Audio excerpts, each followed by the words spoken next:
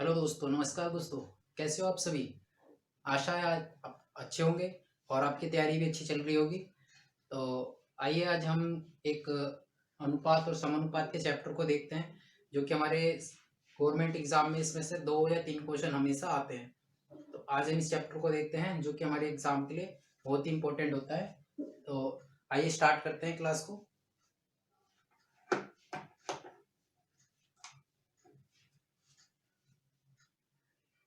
अनुपात में हमारे कुछ अनुपात और समानुपात का चैप्टर में हमारे कुछ अनुपात के प्रकार होते हैं। पहले हम अनुपात के प्रकार को देख लेते हैं, फिर समानुपात के प्रकार को देखते हैं। अनुपात के जो प्रकार होते हैं वह हमारे 6 प्रकार के होते हैं। अनुपात हमारे 6 प्रकार के होते हैं। तो पहला जो अनुपात होता है वो एक सिंपल अनुपात होता है, जो साधारण अनुपात हो गया।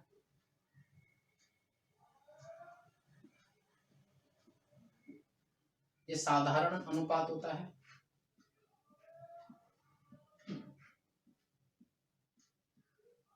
जो कि ए और बी की फॉर्म में होता है, ए अनुपात बी।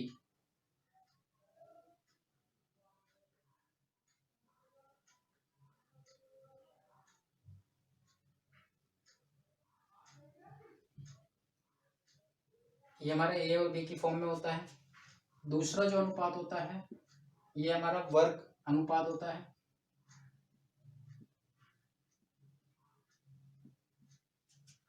ये हमारा ए स्क्वायर बी स्क्वायर की फॉर्म में होता है। तीसरा अनुपात होता है वर्गमूल अनुपात।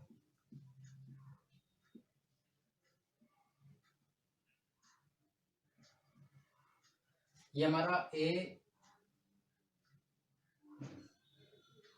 रूट अनुपात बी रूट होता है। और इस प्रकार से चौथा होता है ये हमारा घन अनुपात होता है।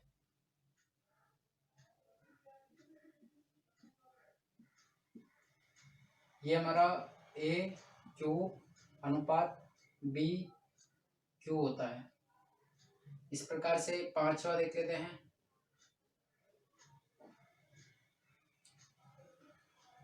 पांचवा होता है हमारा घन मूल अनुपात।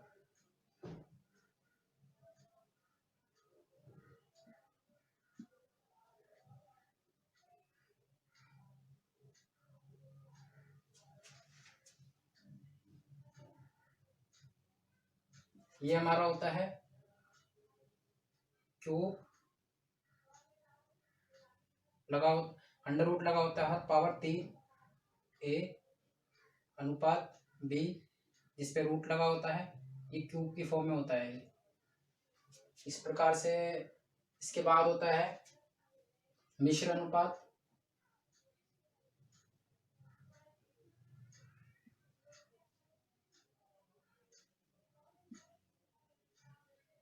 ये हमारा होता है ए सी अनुपात बी डी की फॉर्म में होता है।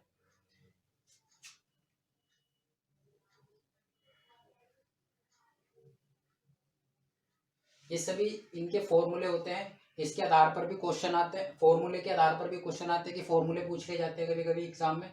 और कभी कभी इन फॉर्मूले के आधार पर ही क्वेश्चन आते हैं आंसर निकालने के लिए। अब हम सातवां देख लेते हैं। इसमें सातवां होता है हमारा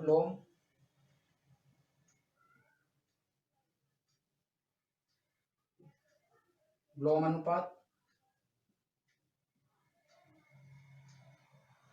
ये हमारा होता है एक्स, ये होता है 1/x, 1/y। मतलब इसके कुछ भी संख्या होती है इसके अपॉन में होता है, डिवाइड के फॉर्म में होता है। ये आपको याद रखना है। या यहाँ पे आप x भी रख सकते हो, x अपॉन में x y, इस फॉर्म में भी होता है। तो ये हमारा सातवां हो गया। तो ये हमारे सातों अनुपात हो गए। इसके बाद हम देखते हैं समानुपात को, जो कि हमारे तीन प्रकार के एग्जाम, तीन प्रकार, वैसे तो चार प्रकार के होते हैं पर हमारे एग्जाम के लिए सिर्फ तीन प्रकार के इंपॉर्टेंट होते हैं जो कि हमारे एग्जाम में, क्योंकि तीन प्रकार से ही क्वेश्चन आते हैं हमारे एग्जाम में हमेशा, तो हम उन तीन को ही पढ़ते हैं। पहला होता है मध्य अनुपात,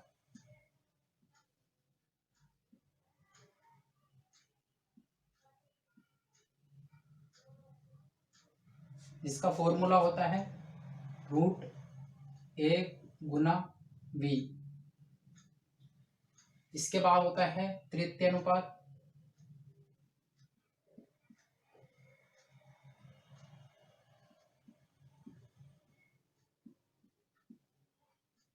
तृतीय अनुपात होता है b²/a।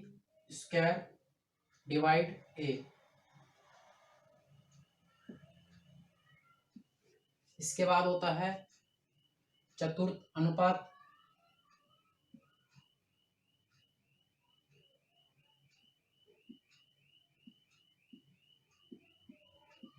चतुर्थ अनुपात का जो फॉर्मूला होता है वो b गुना c/a। ये इसका फॉर्मूला हो गया, ये इसका फॉर्मूला हो गया, ये इसका फॉर्मूला हो गया। हमारे जो एग्जाम में सिर्फ इन्हीं से क्वेश्चन आते हैं, अनुपात और समानुपात के चैप्टर में सिर्फ इनसे क्वेश्चन आते हैं। तो आइए अब हम क्वेश्चन की तरफ चलते हैं। आपको ये फॉर्मूले सारे याद रखने होंगे, जब भी हम उन क्वेश्चनों को देख पाएंगे इसी तरीके से। आइए क्वेश्चन की तरफ चलते हैं, क्वेश्चन देखते हैं हम। अच्छा दोस्तों, आइए नेक्स्ट क्वेश्चनों को देखते हैं। अभी हम अनुपात के क्वेश्चनों को देखते हैं। जैसे कि मैंने आपको बताया कि फॉर्मूले बेस्ड क्वेश्चन आते हैं, इसमें सिर्फ फॉर्मूले हमें याद होने चाहिए और ये क्वेश्चन हमारे बहुत ही विदिन सेकंड हो जाएंगे देखते ही। तो जैसे कि ये क्वेश्चन दिया हुआ है, साधारण अनुपात का क्वेश्चन है, तो यहाँ पे हम क्या करेंगे, साधारण अनुपात का जो क्वेश्चन होता है सिंपली x अनुपात y होता है। ठीक है, तो इसमें कह रहा है कि x का मान 3 है और y का मान दे रखा है 5। तो हमारे इसमें पूछा है कि x और y का अनुपात क्या होगा। तो x और y का अनुपात सीधे सीधे 3 को रखेंगे, x की वैल्यू 3 हो जाएगी और y की वैल्यू 5 हो जाएगी। ये हमारा आंसर हो जाएगा इसका राइट। तो इसमें कुछ नहीं करना होता है, ये सिंपल क्वेश्चन था बिल्कुल। और ऐसे ही देखो, अब नेक्स्ट क्वेश्चन पर चलते हैं। ये कहता है कि वर्गमूल दे रखा है 81 और 64 का वर्गमूल क्या, अनुपात क्या होगा। तो वर्गमूल का अनुपात, जैसे कि मैंने आपको फॉर्मूला बताया कि वर्गमूल का जो अनुपात होता है उस पर रूट लगा होता है। जैसे कि ये 81 है और दे रखा है 64, तो इस पर हम रूट लगाएंगे। यहाँ से निकल कर आ जाएगा 9 और यहाँ से निकल कर आ जाएगा हमारा 8। तो ये हमारा आंसर हो जाएगा। तो ये सिंपल से क्वेश्चन होते हैं, सिर्फ फॉर्मूले बेस्ड क्वेश्चन होते हैं। आइए नेक्स्ट क्वेश्चन पर देखते हैं। ये कहता है कि वर्ग अनुपात क्या होगा इसका। इसमें हमें वर्ग अनुपात बताना है। जैसे कि फॉर्मूला मैंने आपको बताया कि वर्ग अनुपात हमें निकालना है इसका, तो इसमें हमें इसका स्क्वायर करना होगा। 2 का स्क्वायर करेंगे तो हमारा ये 4 हो जाएगा और 7 का स्क्वायर करेंगे तो ये 49 हो जाएगा। तो इस प्रकार से ये इसका आंसर हो जाएगा। और इसमें हम आगे चलते हैं, ये क्लियर है यहाँ तक। आगे चलते हैं। ये कहता है कि घन अनुपात 3 और 4 का मतलब है घन अनुपात निकालना है। तो इसमें क्या करेंगे, घन अनुपात यानी कि इस संख्या का घन करेंगे। 3 का घन हो जाएगा 27 और 4 का घन करेंगे तो ये हो जाएगा 64। तो ये हमारा आंसर हो जाएगा। इसी प्रकार से अब नेक्स्ट क्वेश्चन पर चलते हैं। नेक्स्ट क्वेश्चन कहता है कि घनमूल अनुपात है। तो घनमूल में हमें क्या करना होगा कि रूट लगाना होगा और हमें उसका देखना होगा किसका क्यूब है। ये घनमूल अनुपात में मैंने आपको फॉर्मूला बताया था कि फॉर्मूला होता है हमारा क्यूब होता है, ये जो संख्या है वो क्यूब होती है।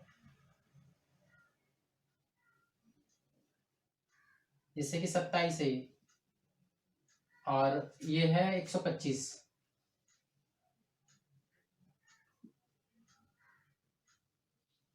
जब हम इसको खत्म करने के लिए क्या करेंगे, 3 को हटा, ये जो क्यूब हो रखा है इसे हटाएंगे, तो ये हमारा 27 जो है ये 3 का क्यूब होता है, 3 आ जाएगा। और ये 125 हमारा 5 का क्यूब होता है, ये हमारा आंसर हो जाएगा। तो हमें क्यूब और स्क्वायर तो हमें याद होने ही चाहिए, ताकि हमारा एग्जाम में टाइम बच सके, और कम से कम 30 तक के स्क्वायर और 20 तक के क्यूब तो हमें याद होने ही चाहिए। और आगे चलते हैं, नेक्स्ट क्वेश्चन को देखते हैं। तो इसमें कहता है कि मिश्र अनुपात बताना है। मिश्र अनुपात का मैंने आपको फॉर्मूला बताया था कि ए गुना सी अनुपात बी गुना डी, ये हमारा फॉर्मूला होता है। और इस प्रकार से हम इसे सॉल्व करेंगे। तो यहाँ पे हम रखते हैं ए हमारा हो जाएगा 2, और ये हो जाएगा हमारा बी, ये सी और ये डी। क्वेश्चन भी कह रहा है,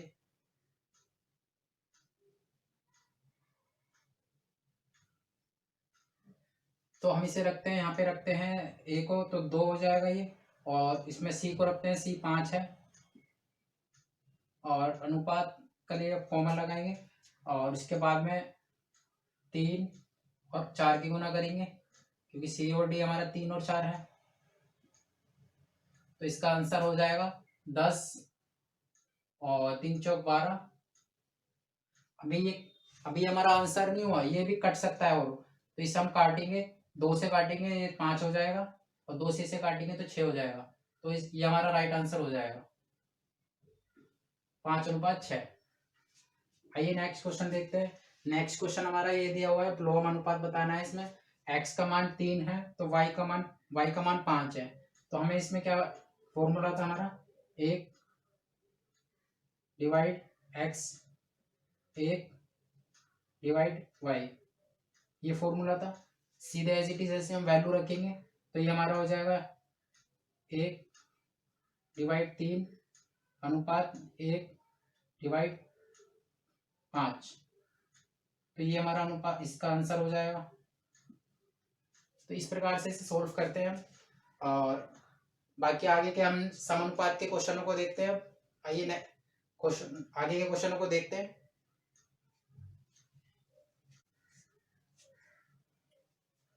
अच्छा दोस्तों, तो यहाँ तक तो अभी क्लियर था हमारा, अनुपात हमारे यहाँ तक सारे हो चुके हैं। अब इसमें हम समानुपात को देखते हैं। समानुपात जैसे कि मैंने आपको बताया 3 प्रकार के हमें हमारे एग्जाम के लिए बहुत ही इंपॉर्टेंट रहते हैं, तो हम उनको एक बार समझते हैं।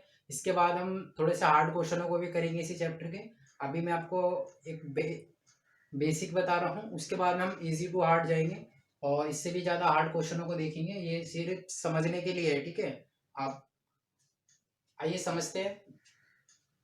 जैसे कि अब ये क्वेश्चन कहता है कि 9 और 64 का मध्य अनुपात बताना है। तो जैसे कि मैंने आपको बताया, मध्य अनुपात का जो फॉर्मूला होता है वो √a गुना b होता है।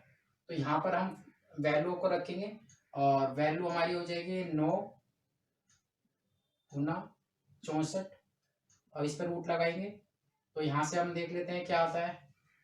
जरूरी नहीं है कि हम गुना करके ही निकालें, हम इनको भी तोड़ सकते हैं। यदि अगर हमें दिख रहा है कि सीधा सीधा दिख रहा है कि स्क्वायर है, तो हम इसे तोड़ सकते हैं। यहाँ से निकल जाएगा ये 3, और यहाँ से ये हो जाएगा 8, ये हमारा हो जाएगा 8। तो इसमें हम गुना करेंगे तो ये हमारा हो जाएगा 8 के 24। तो इसका जो आंसर है वो 24 हो जाएगा। ओके, यहाँ तक क्लियर है। तो इस प्रकार से जैसे मध्य अनुपात जब भी आएगा हमारे एग्जाम में क्वेश्चन, ये बहुत बार आता है। एक मध्य अनुपात, तृतीय अनुपात और चतुर्थ अनुपात, ये सबसे ज्यादा आते हैं। इसलिए आप इसे ध्यान से समझिए। ये हमारा रूट लगेगा, और a गुना b हो जाएगा, तो उसको हम तोड़ेंगे, फिर हमारा ये 24 निकल के आ जाएगा। ओके, इस प्रकार से अब नेक्स्ट क्वेश्चन पर चलते हैं। ये हमारा तृतीय अनुपात है। तृतीय अनुपात में कहता है कि a का मान 5 है और b का मान 8 है। तो इसमें हम कैसे करेंगे, जैसे कि मैंने आपको बताया, तृतीय अनुपात का जो फॉर्मूला होता है वो होता है v² डिवाइड a, ये फॉर्मूला होता है। अब यहाँ पे हम वैल्यू को रखेंगे तो 8 का स्क्वायर करेंगे, ये हमारा हो जाएगा 64, और ए को रखेंगे 5, तो हमारा यही राइट आंसर हो जाएगा। यदि अगर ऑप्शन में 64 डिवाइड 5 दिया हुआ है तो हम इसे टिक कर देंगे, अगर इसे काट रखा है तो हम काट के देख लेते हैं। जैसे कि हमारा जाएगा 5 से 1 इधर आ जाएगा, तो 5 दूनी 10, फिर 4 आ जाए, तो ये पॉइंट लगभग ऐसा आएगा 12.8। अगर ये ऑप्शन में है तो हम इसे टिक करेंगे, यदि ये ऑप्शन में है तो हम इसे टिक करेंगे। ठीक है, ये हमारा आंसर हो जाएगा। इसके बाद नेक्स्ट क्वेश्चन पर आते हैं। इसमें कह रहा है कि चतुर्थ अनुपात बताना है हमें इसमें। तो इसमें कैसे करेंगे, इसका जो फॉर्मूला आपको बताया कि बी गुना सी डिवाइड ए, यहाँ पर हम वैल्यू को रखेंगे, वैल्यू हमारी हो जाएगी 4। तो 4 तो हमारा ये ए है, ठीक है, ये ए है, ये बी है और ये सी है। ओके, अब हम रखते हैं, यहाँ पर हम रखेंगे 4 को, ऊपर रखेंगे 16 और गुना 7। यदि हम देखते हैं कि हमारा 4 से पहले ही कट रहा है तो हम इसे पहले काट देंगे, ये 4 पे चला जाएगा, 4 के गुना 7 से करेंगे, ये हो जाएगा 28। तो इसका जो आंसर है 28 हो जाएगा। ओके, क्लियर है। तो अब हम थोड़े से हार्ड क्वेश्चनों को देख। अच्छा दोस्तों, आइए अब हम थोड़े से उससे हार्ड क्वेश्चनों को देखते हैं, जो थोड़े से बड़े हैं और हमारे एग्जाम में काफ़ी इस चैप्टर से ऐसे क्वेश्चन आते हैं। ठीक है, वो हमारे फॉर्मूले बेस्ड थे और इससे हम उसी से ही इन क्वेश्चनों को भी सॉल्व करते हैं। और आइए स्टार्ट करते हैं। जैसे कि अभी क्वेश्चन है, यदि 874 रुपये एक राशि को 1/2 इसे इस तरीके से ऐसे बांटा जाता है इसको, ठीक है, समानुपात में, तो 3 भागों में बांटा जाता है, तो पहला भाग बताना है हमें। तो इस प्रकार से जब इससे बांटा जाता है तो इसको हम कैसे करेंगे, इसका हम नीचे वाली संख्याओं का एलसीएम ले लेंगे। ठीक है, जैसे कि 2, 3, 4 का जो एलसीएम हो जाएगा वो 12 हो जाएगा। अब ये 12 कैसे होगा, देखो ये एलसीएम कैसे लेना है, जैसे कि 4 बड़ी संख्या है तो हम 4 को ले लेंगे पहले। ठीक है, अगर इसको देखते हैं तो 2 तो इसमें है, 2 दूनी 4 होता है, तो 2 तो आ गया, तो इस ये नहीं है, 3 नहीं है, तो 3 किसकी गुना कर देंगे, तो ये हमारा जो एलसीएम हो जाएगा 12। ठीक है, तो इस प्रकार से एलसीएम लेना है, ये 12 हो जाएगा। फिर इसमें हम 12 की सबसे गुना कर देंगे, इसमें 1/2 से 2/3 से सबसे गुना करेंगे 12 की। तो इसे जब हम 12 से गुना करेंगे तो जैसे कि यहाँ पर मान लो 12 है, यहाँ पे हम 12 रखते हैं, जैसे 1, 2 गुना 12। ठीक है, इस प्रकार से इसे करना पड़ेगा। ये 1, 2, 3, 2/3 12। ठीक है, 3/4 और 12। अभी इस प्रकार से इसे काटेंगे। अभी थोड़ा सा समय इसलिए लग रहा है क्योंकि मैं आपको बता रहा हूँ, बाकी जब आपको इस पर प्रैक्टिस हो जाएगी और आपको समझ आ जाएगा तो आप इजी इसे स्टेप थोड़े से कम कर सकते हो। जैसे कि 12 को हम यहीं काट देते तो हमारा आ जाता 2 छिक्के 12, तो ये 6 हो जाएगा। इसको काटेंगे तो यहाँ पे 4 आएगा, 4 से इसके गुना कर देंगे तो ये हो जाएगा 8। इससे इसे काटेंगे तो ये होगा 3, फिर इसकी गुना करेंगे तो ये हो जाएगा 3 या 9। तो इस प्रकार से ये इस अनुपात में बटेगी। पर हमसे ये अनुपात हो गया, पर हमसे पूछा है कि पहला भाग 6 है, तो इसे हम पहले टोटल करेंगे। 9 और 8 हमारा 17 हो जाएगा, 9, 8, 17 और 6, 17 और 6 हो जाएगा 23। ठीक है, तो ये 23 हो जाएगा। अब 23 की ही वैल्यू 874 है। ठीक है, जब इसे हम काटेंगे तो ये हमारा देखते हैं कितने पे जाता है। 23 दूनी 69 होता है, वो 23 दूनी 46 और 23 तिया 69। ठीक है, 23 तिया 69, 3 पे ये 3 से चला जाएगा और 16 3 से गुना कर लेते हैं एक बार हम, 3 से 3 तिया 9 और 3 दूनी 6। ठीक है, 4 से करते हैं तो 4 से 4 तिया 12 और 4 दूनी 8, तो 23 चौक पे 4 पे भी जा रहा है ना, ये 4 पे भी जा रहा है, 23 चौके 82।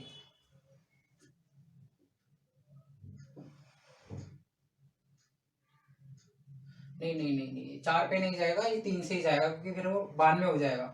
तो ये 3 पे जाएगा और इसके बाद में यहाँ से बचेगा 69 और इसे हम माइनस कर लेते हैं एक बार। तो ये 17 में से ये हो जाएगा 8 और ये 1, यानी कि ये हो जाएगा 184। फिर देख लेते हैं कितने पे जाएगा। तो ये लगभग 8 या 24 और 8 दूनी 16, तो ये 8 पे चला जाएगा। तो इस प्रकार से इसको हम काटेंगे, फिर इसकी गुना करेंगे 6 से।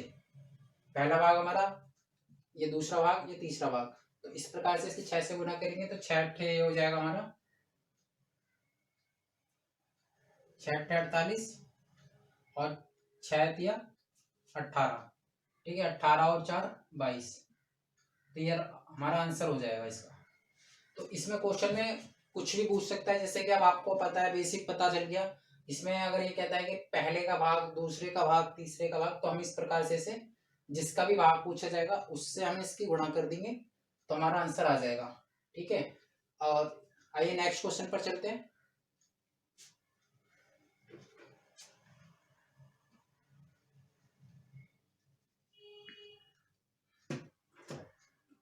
नेक्स्ट क्वेश्चन कहता है कि दो संख्या है, एक तीसरी संख्या से क्रमशः 20% और 50% अधिक है। तो हमें बताना है पहली दो संख्याओं का अनुपात। इसमें कैसे करेंगे? यदि ये कहता है कि तीसरी संख्या से, तो हम जिस संख्या से कंपेयर कर रहे हैं उसी को हम 100 मान लेंगे। तो उसको हम 100 मानेंगे।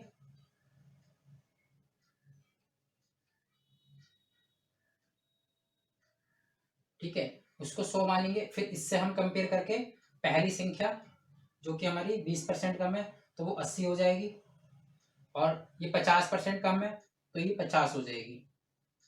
ठीक है, ये संख्याओं का अनुपात हो जाएगा हमारा, ये मतलब संख्याओं की ये वैल्यू हो जाएगी। अब कहता है कि दो संख्या, जो शुरू की दो संख्या उसका हमें अनुपात बताना है, तो ये हमारा 0 से 0 कट जाएगा और हमारा अनुपात 8:5 हो जाएगा।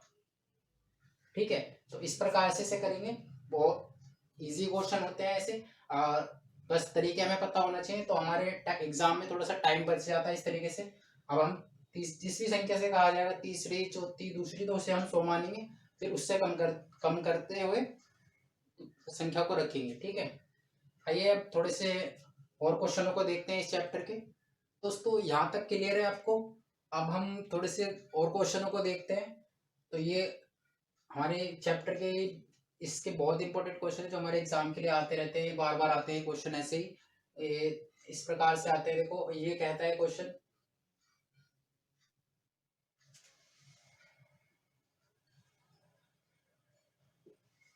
अब ये क्वेश्चन है, कहता है कि ए और बी की जो आय का अनुपात है वो 5:4 है, तथा उनका खर्चे का जो अनुपात है वो 3 और 2 है। तो अंत में प्रत्येक 1600 रुपये बचाते हैं। ठीक है, अब ये जैसे कि इनके आय का अनुपात दे रखा है 5 और 4, ये उनकी आय का अनुपात है। तो हम क्या करेंगे, आय में से ये उनकी आय हो गई, अब उनका खर्चा है 3 और 2, तो इसको माइनस कर देंगे। इसमें से हमें क्या मिल जाएगी, बचत। यहां से माइनस करेंगे, ये 2 आ जाएगा, इसका भी ये 2 आ जाएगा। ठीक है, अब ये 2 किसके बराबर दे रखा है, प्रत्येक 1600 रुपये बचाता है। तो प्रत्येक 1600 रुपये हमारे अकॉर्डिंग तो अनुपात में 2 बचाता है, पर 2, अब क्वेश्चन कहता है रुपए के अकॉर्डिंग 1600 रुपये है, तो हम इससे 2 को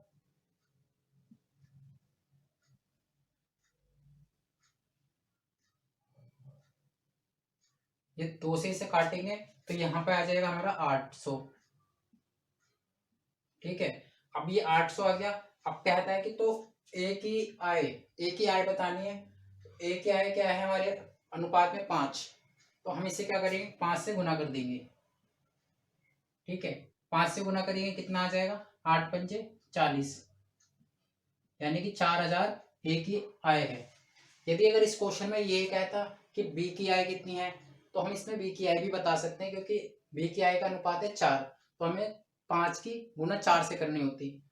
ठीक है। यदि इसमें और भी कुछ पूछ सकता है, ऐसे ए की बचत कितनी है, ठीक है, तो ऐसे ही जैसे ए की बचत और बी की बचत तो सेम ही है, ठीक है, तो इस प्रकार से इसे सोल्व करते हैं। आय में से माइनस करेंगे खर्चे को तो बचत आएगी, ठीक है, और बचत और खर्चे को और ऐड करेंगे तो आय आ जाएगी, ठीक है। अब इस नेक्स्ट क्वेश्चन पर चलते हैं। नेक्स्ट क्वेश्चन है एक्स और वाई की सालाना जो आय है वो 9:8 के फॉर्म में है, ठीक है, और कहता है कि खर्चा जो है उनका 5:4।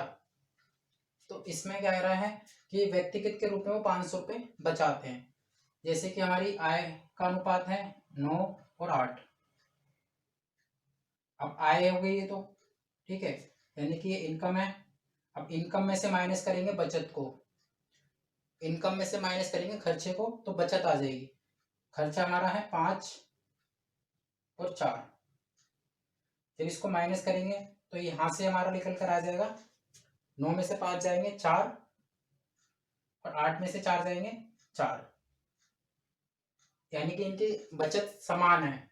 यहाँ भी ये कह रहा है कि व्यक्तिगत के रूप में बचत इनकी समान है। इनकी जो बचत है 500 रुपये है, तो 500 रुपये की जो वैल्यू है ये हमारे अनुपात में तो 4 है पर रुपए में 500 है, तो 500 को हम काटेंगे 4 से, ये जाएगा यहाँ से, तो ये हो जाएगा। जब 4 से काटेंगे तो ये हमारा कितना हो जाएगा, 4 से काटेंगे 4 एक कम, और फिर ये लगभग 4 दूनी 8 और 4 पंजे 20, ठीक है। 125 जो है इसकी बचत है, ये 125। फिर इसने कहा नहीं, ये इसका बाई का पूछता है खर्चा, ये हमारा खर्चा हो गया, ये इसकी बचत आ गई, ठीक है, मतलब कि इसकी जो बचत 125 रुपये बचाता है, ठीक है, इसकी जो बचत है 125 रुपये बचत है। अब कहता है कि वाई का खर्चा, अब वाई का जो खर्चा है ये है 4, ठीक है, तो हम इसकी अनुपात, वाई का खर्चा है 4 तो इसके हम 4 से,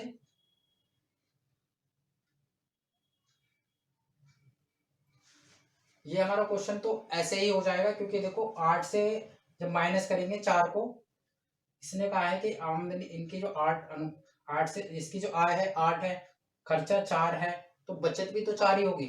अब पूछा है कि वाई का खर्चा, तो वाई का खर्चा भी 125 500 ही हो जाएगा, ठीक है। जब इसकी हम 4 से गुना करेंगे 125 की, जैसे कि देखो 500 इसकी थी, 500 है बचत, ठीक है। अब हम 4 से इसको डिवाइड करते हैं, अब गुना करते हैं इसके खर्चे से, ठीक, तो ये 4 से 4 कट जाता, तो इस प्रकार से आंसर हमारा क्या होता है 500, ठीक है। तो इस प्रकार से इसे हम करते, ओके। जब ये बस आपको ध्यान रखना है कि आय में से जब भी हम माइनस करेंगे खर्चे को तो बचत निकल के आएगी, और बचत और खर्चे को अगर जोड़ेंगे तो आय हो जाएगी, ठीक है। बाकी के अब हम क्वेश्चनों को कल देखते हैं थोड़े, और क्लास अच्छी लगी हो, क्वेश्चन अच्छे लगे हो तो सब्सक्राइब करें चैनल को, और आपको कोई भी डाउट है, कोई क्वेरी है तो आप कमेंट करें, मैं उसमें आपको जवाब देने की, सॉल्व करने की पूरी कोशिश करूंगा, ओके। तो बाय बाय, कल मिलते हैं नेक्स्ट क्लास में।